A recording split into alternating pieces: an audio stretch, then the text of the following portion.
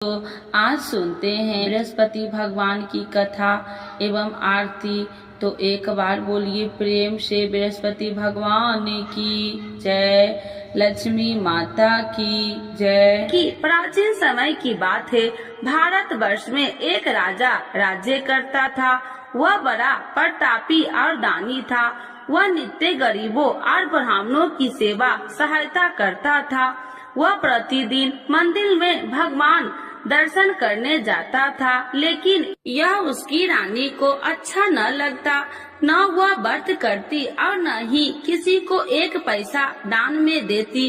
राजा को भी ऐसा करने से मना किया करती। एक समय की बात है कि राजा शिकार खेलने वन को चले गए।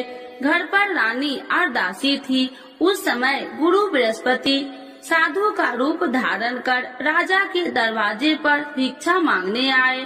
साधु ने रानी से भिक्षा मांगी तो वह कहने लगी, हे साधु महाराज, मैं इस दान और पुण्य से तंग आ गई हूँ। आप कोई ऐसा उपाय बताए जिससे यह सारा धन नष्ट हो जाए और मैं आराम से रह सकूं। साधु रूपी बृहस्पति देव ने कहा, हे देवी, तुम बड़ी विचित्र हो। संतान और धन से भी कोई दुखी होता है।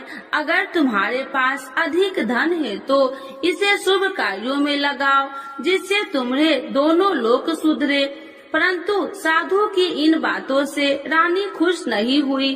उसने कहा कि मुझे ऐसे धन की आवश्यकता नहीं जिसे मैं दान में दूं तथा जिसको संभालने में ही मेरा सारा समय नष्ट हो जाए। साधु ने कहा, यदि तुम्हारी ऐसी इच्छा है तो जैसे मैं तुम्हें बताता हूँ तुम वैसे ही करना। बृहस्पतिवार के दिन तुम घर को गोबर से लिपना, अपने केसे को पीली मिट्टी से धोना, केसे को धोते समय स्नान करना, राजा से हजामत बनाने को कहना, भोजन में मांस मदिरा खाना, कपड़ा धोबी के यहाँ धुलने डालना।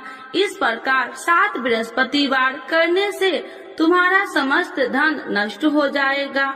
इतना कहकर साधु बने बृहस्पति देव अंतर ध्यान हो गए। साधु के कहे अनुसार करते हुए रानी को केवल 3 बृहस्पतिवार ही बीते थे कि उसकी समस्त धन संपत्ति नष्ट हो गई। भोजन के लिए परिवार तरसने लगा। एक दिन राजा रानी से बोला, हे रानी, तुम यहीं रहो, मैं दूसरे देश को जाता हूँ, क्योंकि यहाँ पर मुझे सभी जानते हैं, इसीलिए मैं कोई छोटा कार्य नहीं कर सकता। ऐसा कहकर राजा परदेश चला गया। वहाँ वह जंगल से लकड़ियाँ काट कर लाता और शहर में बेचता। इस तरह वह अपना जीवन व्यतीत करने लगा। इधर राजा के बिना रानी और दासी दुखी रहने लगी। एक समय जब रानी और दासियों को 7 दिन बिना भोजन के रहना पड़ा तो रानी ने अपनी दासी से कहा, हे दासी, पास ही के नगर में मेरी बहन रहती है, वह बड़ी धनवान है, तू उसके पास जा और कुछ ले आ ताकि थोड़ा बहुत गुजर बसर हो जाए। दासी रानी की बहन के पास गई। उस दिन बृहस्पतिवार था। रानी की बहन उस समय बृहस्पतिवार की कथा सुन रही थी। दासी ने रानी की बहन को अपनी रानी का संदेश दिया, लेकिन रानी की बहन ने कोई उत्तर नहीं दिया। जब दासी को रानी की बहन से कोई उत्तर नहीं मिला तो वह बहुत दुखी हुई।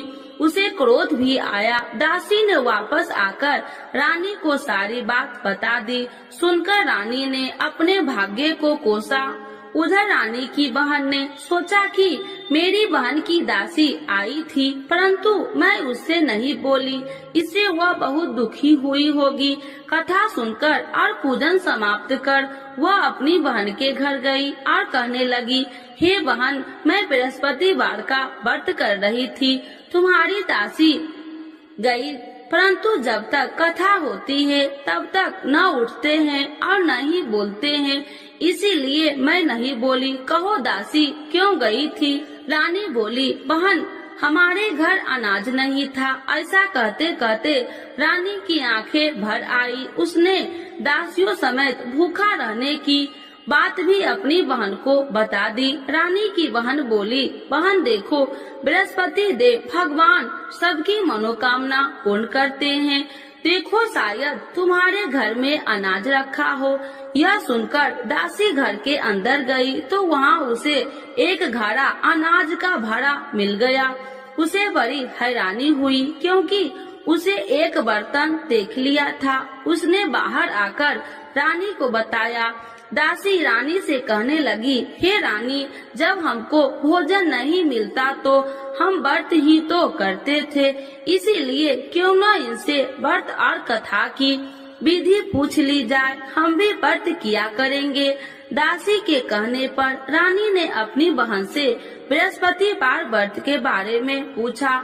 उसकी बहन ने बताया, बृहस्पतिवार के व्रत में चने की दाल और मुनक्का से विष्णु भगवान का केले की जड़ में पूजन करे तथा दीपक जलाए, पीला भोजन करे तथा कथा सुने। इससे गुरु भगवान प्रसन्न होते हैं, मनोकामना पूर्ण करते हैं।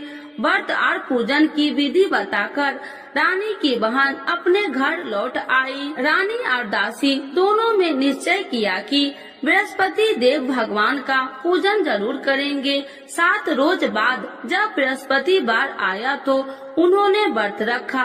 घुड़सार में जाकर चना और गुड़ बिन लाई तथा उसकी दाल से केले की जड़ तथा विष्णु भगवान का पूजन किया।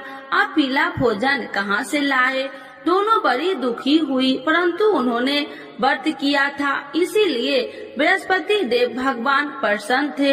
एक साधारण व्यक्ति के रूप में वे दोनों थालों में सुंदर पीला भोजन लेकर आए और दासी को देकर बोली, हे दासी, यह भोजन तुम्हारे लिए और तुम्हारी रानी के लिए है, इसे तुम दोनों ग्रहण करना। दासी भोजन पाकर बहुत प्रसन्न हुई। उसने रानी को सारी बात बताई। उसके बाद से वे प्रत्येक बृहस्पतिवार को गुरु भगवान का व्रत और पूजन करने लगी। बृहस्पति भगवान की कृपा से उनके पास धन हो गया, परंतु रानी फिर पहले की तरह आलस करने लगी। तब दासी बोली, देखो रानी, तुम पहले भी इसी प्रकार आलस करती थी, तुम्हें धन रखने में कष्ट होता था, इस कारण सभी धन नष्ट हो गया। अब गुरु भगवान की कृपा से धन मिला है तो फिर तुम्हें आलस होता है। बड़ी मुसीबतों के बाद हमने ये धन पाया है, इसीलिए हमें दान पुण्य करना चाहिए। अब तुम भूखे मनुष्य को भोजन कराओ, प्याव लगवाओ, ब्राह्मणों को दान दो, कुआं, तालाब, बावड़ी आदि का निर्माण कराओ, मंदिर, पाठशाला बनाकर ज्ञान दो, कुमारी कन्याओं का विवाह करवाओ, अर्थात धन को शुभ कार्यों में खर्च करो, जिससे तुम्हारे कुल का यश बढ़ेगा तथा स्वर्ग की प्राप्ति हो और पितृ प्रसन्न हो। दासी की बात मानकर रानी शुभ कर्म में करने लगी, उसका यश फैलने लगा। एक दिन रानी और दासी आपस में विचार करने लगी कि जाने राजा किस दशा में होंगे, उनकी कोई खोज खबर भी नहीं है। उन्होंने श्रद्धा पूर्वक गुरु बृहस्पतिवार भगवान से प्रार्थना की, राजा जहाँ कहीं भी हो शीघ्र वापस आ जाए। उधर राजा परदेश में बहुत दुखी रहने लगा। वह प्रतिदिन जंगल से लकड़ियाँ बीन कर लाता और उसे शहर में बेचकर अपने दुखी जीवन को बड़ी कठिनता से व्यतीत करता। एक दिन दुखी हो अपनी पुरानी बातों को याद करके वह रोने लगा और उदास हो गया। उसी समय राजा के पास बृहस्पति देव साधु के भेष में आकर बोले, हे लकड़हारे, तुम इस सुनसान जंगल में किस चिंता में बैठे हो, मुझे बतलाओ। यह सुन राजा के नेत्रों में जल भर गया और साधु की वंदना कर राजा ने अपनी संपूर्ण कहानी सुना दी। महात्मा दयालु होते हैं। वे राजा से बोले, हे राजा, तुम्हारी पत्नी ने बृहस्पति देव के प्रति अपराध किया था, जिसके कारण तुम्हारी यह दशा हुई। अब तुम चिंता मत करो, भगवान तुम्हें पहले से अधिक धन देंगे। देखो, तुम्हारी पत्नी ने बृहस्पतिवार का व्रत प्रारंभ कर दिया है।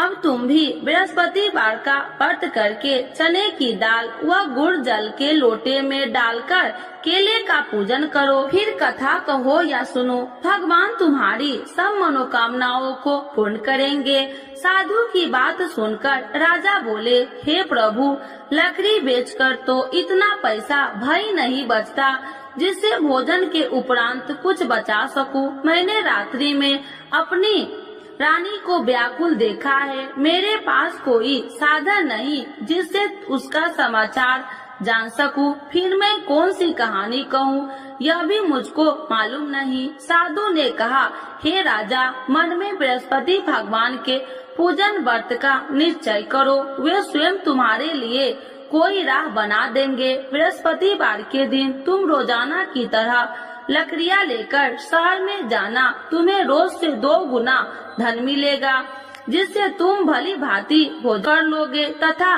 बृहस्पति देव की पूजा का सामान भी आ जाएगा। धीरे धीरे समय व्यतीत होने पर फिर बृहस्पतिवार का दिन आया। राजा जंगल से लकड़ियाँ काटकर शहर में बेचने लगा। उसे उस दिन और 2 दिनों से अधिक धन मिला। राजा ने चना गुड़ आदि लाकर बृहस्पतिवार का व्रत किया। उस दिन से उसके सभी कलेश दूर हुए। परंतु जब अगले गुरुवार का दिन आया तो वह बृहस्पतिवार का व्रत करना भूल गया। इस कारण बृहस्पति भगवान नाराज हो गए।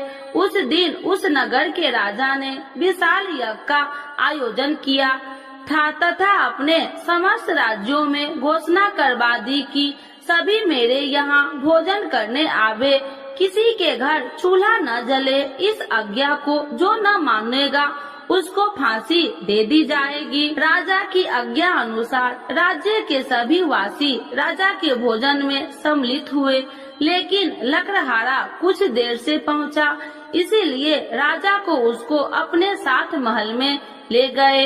जब राजा लकड़हारे को भोजन करा रहे थे तो रानी की दृष्टि उस खूंटी पर पड़ी जिस पर उसका हार लटका हुआ था। उसे हार खूंटी पर लटका दिखाई नहीं दिया। रानी को निश्चय हो गया कि मेरा हार इस लकड़हारे ने चुरा लिया है। उसी समय सैनिक बुलाकर उसको जेल में डलवा दिया। लकड़हारा जेल में विचार करने लगा कि जाने कौन से पूर्व जन्म के कर्म से मुझे यह दुख प्राप्त हुआ है, और जंगल में मिले साधु को याद करने लगा। तत्काल बृहस्पति देव साधु के रूप में प्रकट हो गए और कहने लगे, अरे मूर्ख, तूने बृहस्पति देवता की कथा नहीं की, इसी कारण तुझे यह दुख प्राप्त हुआ है। अब चिंता मत कर, बृहस्पतिवार के दिन जेल खाने के दरवाजे पर तुझे 4 पैसे पड़े मिलेंगे। उनसे तू बृहस्पतिवार की पूजा करना तो तेरे सभी कष्ट दूर हो जाएंगे। अगले बृहस्पतिवार उसे जेल के द्वार पर 4 पैसा मिले। राजा के पूजा का सामान मंगवाकर कथा कही और प्रसाद बांटा।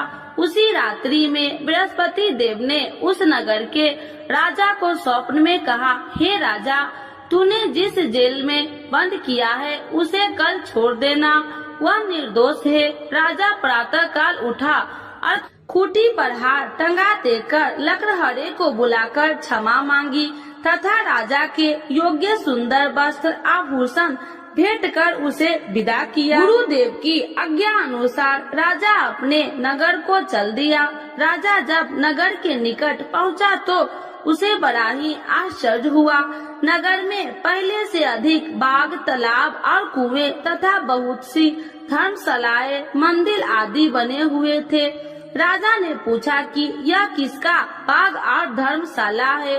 तब नगर के सब लोग कहने लगे कि यह सब रानी और दासी द्वारा बनवाए गए हैं। राजा को आश्चर्य हुआ और गुस्सा भी आया कि उसकी अनुपस्थिति में रानी के पास धन कहां से आया होगा। जब रानी ने यह खबर सुनी कि राजा आ रहे हैं तो उसने अपनी दासी से कहा, हे दासी, देख राजा हमको कितनी बुरी हालत में छोड़ के गए थे, वह हमारी ऐसी हालत देखकर लौट न जाए, इसीलिए तू दरवाजे पर खड़ी हो जा।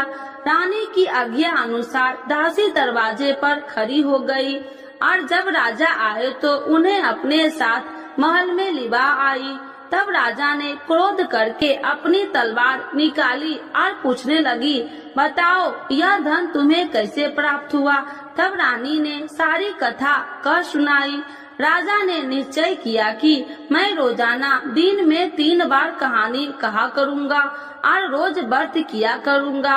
अब हर समय राजा के दुपट्टे में चने की दाल बंधी रहती तथा दिन में 3 बार कथा कहता। एक रोज राजा ने विचार किया कि चलो अपनी बहन के यहाँ हो आऊं।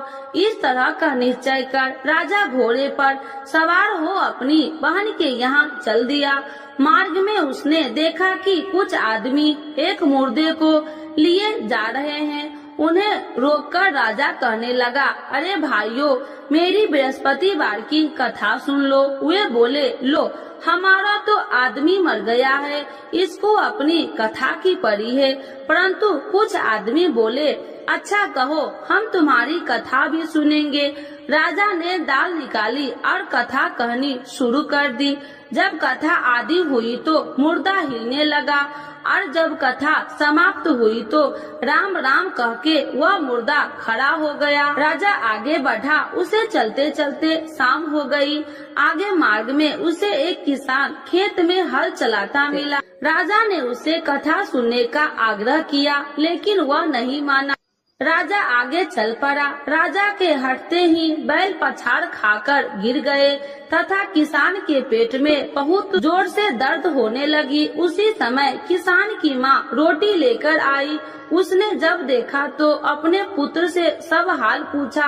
बेटे ने सभी हाल बता दिया। बुढ़िया दौड़ी दौड़ी उस घुड़सवार के पास पहुँची और उसने बोली, मैं तेरी कथा सुनूंगी, तू अपनी कथा मेरे खेत पर ही चलकर कहना। राजा ने लौटकर बुढ़िया के खेत पर जाकर कथा कही, जिसके सुनते ही बैल खड़े हो गए तथा किसान के पेट का दर्द भी बंद हो गया। राजा अपनी बहन के घर पहुंच गया। बहन ने भाई को खूब मेहमानबाजी की। दूसरे रोज प्रातः काल राजा जागा तो वह देखने लगा कि सब लोग भोजन कर रहे हैं। राजा ने अपनी बहन से जब पूछा, ऐसा कोई मनुष्य नहीं है जिसने भोजन नहीं किया हो, जो मेरी बृहस्पतिवार की कथा सुन ले। बहन बोली, हे भैया, यह देश ऐसा ही है। यहाँ लोग पहले भोजन करते हैं, बाद में कोई अन्य काम करते हैं। फिर वह एक कुम्हार के घर गई, जिसका लड़का बीमार था। उसे मालूम हुआ कि उसके यहाँ 3 दिन से किसी ने भोजन नहीं किया है। रानी ने अपने भाई की कथा सुनने के लिए कुम्हार से कहा। वह तैयार हो गया। राजा ने जाकर बृहस्पतिवार की कथा कही, जिसको सुनकर उसका लड़का ठीक हो गया। अब तो राजा को प्रशंसा होने लगी। एक दिन राजा ने अपनी बहन से कहा, हे बहन, अब मैं अपने घर जाऊंगा, तुम भी तैयार हो जाओ। राजा की बहन ने अपनी सास से अपने भाई के साथ जाने की आज्ञा मांगी। सास बोली, हाँ चली जा, मगर अपने लड़कों को मत ले जाना, क्योंकि तेरे भाई के कोई संतान नहीं है। बहन ने अपने भाई से कहा, हे भैया, मैं तो चलूंगी, मगर कोई बालक नहीं चलेगा। अपनी बहन को भी छोड़कर दुखी मन से राजा अपने नगर को लौट आया। राजा ने अपनी रानी से सारी कथा बताई और बिना भोजन किए वह सैया पर लेट गया। रानी बोली, हे प्रभु, बृहस्पति देव ने हमें सब कुछ दिए हैं, वे हमें संतान और यश देंगे। उसी रात बृहस्पति देव ने राजा को स्वप्न में कहा, हे राजा, उठ, सभी सोच त्याग दे, तेरी रानी गर्भवती है। राजा को यह जानकर बड़ी खुशी हुई। 9वें महीने में रानी के गर्भ से एक सुंदर पुत्र पैदा हुआ। तब राजा बोला, हे रानी, स्त्री बिना भोजन के रह सकती है, परंतु बिना कहे नहीं रह सकती। जब मेरी बहन आए तो तुम मुझसे कुछ मत कहना। रानी ने हाँ कर दी। जब राजा की बहन ने यह शुभ समाचार सुना तो वह बहुत खुशी हुई तथा बधाई लेकर अपने भाई के यहाँ आई। रानी ने तब उसे आने का उलाहना दिया। जब भाई अपने साथ ला रहे थे तो तब टाल गई, उनके साथ न आई और आज अपने आप भागी भागी बिना बुलाए आ गई। तो राजा की बहन बोली, भाई मैं इस प्रकार न कहती तो तुम्हारे घर औलाद कैसे होती। बृहस्पति देव सभी मनोकामनाएं पूर्ण करते हैं। जो श्रद्धा भाव पूर्वक बृहस्पतिवार का व्रत करता है एवं कथा पढ़ता है अथवा सुनता है और दूसरों को सुनाता है, बृहस्पति देव उसकी सभी मनोकामनाएं पूर्ण करते हैं, उनकी सदैव रक्षा करते हैं। जो संसार में सद्भावना से गुरुदेव का पूजन एवं व्रत सच्चे हृदय से करते हैं, उनकी सभी मनोकामनाएं वैसे ही पूर्ण होती है जैसे सच्ची भावना से रानी और राजा ने बृहस्पति देव की कथा का गुणगान किया तो उनकी सभी इच्छाएं बृहस्पति देव जी ने पूर्ण की। अनजाने में भी बृहस्पति देव की उपेक्षा न करे, ऐसा करने से सुख शांति नष्ट हो जाती है। इसीलिए सबको कथा सुनने के बाद प्रसाद लेकर जाना चाहिए। हृदय से उनका नमन करते हुए जयकारा बोलना चाहिए। तो एक बार बोलिए प्रेम से बृहस्पति भगवान की जय, विष्णु भगवान की जय, लक्ष्मी माता की जय। आरती श्री बृहस्पति देव की। ओम जय बृहस्पति देवा, स्वामी जय बृहस्पति देवा, छीने छीने भोग लगाऊं, छीने छीने भोग लगाऊं, कदली फल में बा। ओम जय बृहस्पति देवा, तुम्हें पूरन परमात्मा, तुम्हें अंतर्यामी, स्वामी तुम्हें अंतर्यामी, जगत पिता जगदीश्वर, जगत पिता जगदीश्वर, तुम सबके स्वामी। ओम जय बृहस्पति देवा, चरणामृत निज निर्मल, सब पातक हरिता, स्वामी सब पातक हरिता, सकल मनोरथ दायकी, सकल मनोरथ दायकी, कृपा करो भरता।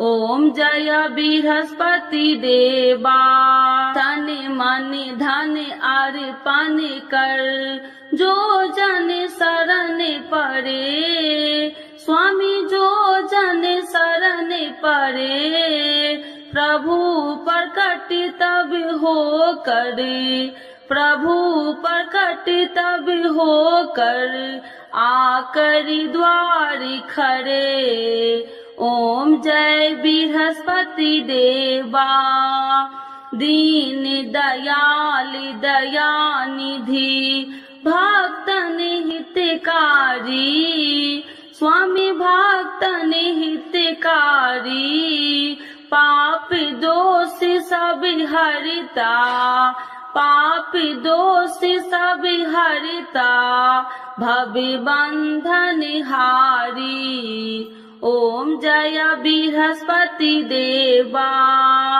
सकल मनोरथ दायकी, सब संशय तारो, स्वामी सब संशय तारो, विषय विकार मिटाओ, विषय विकार मिटाओ, संतन सुखकारी। ओम जय बृहस्पति देवा, जो कोई आरती तेरी प्रेम सहित गावे, स्वामी प्रेम सहित गावे, ज्येष्ठानंद बंद सो, ज्येष्ठानंद बंद सो, सो निश्चय पावे। ओम जय बृहस्पति देवा, स्वामी जय बृहस्पति देवा। बृहस्पति भगवान की जय, विष्णु भगवान की जय, लक्ष्मी माता की जय।